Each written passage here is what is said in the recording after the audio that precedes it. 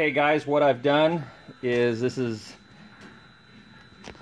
I've tightened the spring up on the front coil springs of this 63 Ford Falcon with this tool I bought on eBay. It's a reproduction of the original, and I'll show you what I've done down below.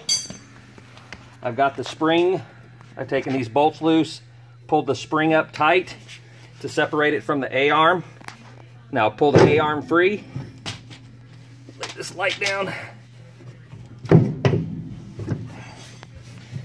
Pull the A-arm free. Spin it out of the way like that. Then I'll go up here. Find my big wrench. Wherever I laid it.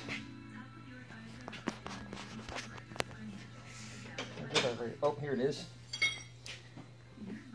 And then you start loosening it up.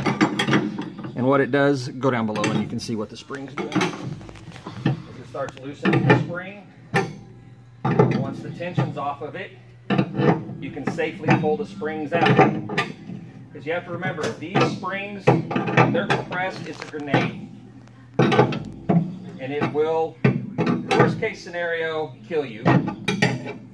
It's at least going to break your hand when it comes out. Insurance deductibles nowadays are in the thousands of dollars. I believe this tool was about $75 to $80 shipped.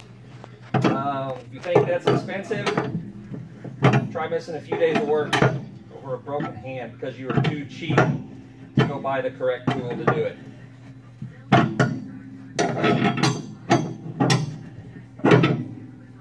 Anyways, once this is out, I'll shoot another video on how to put it back in.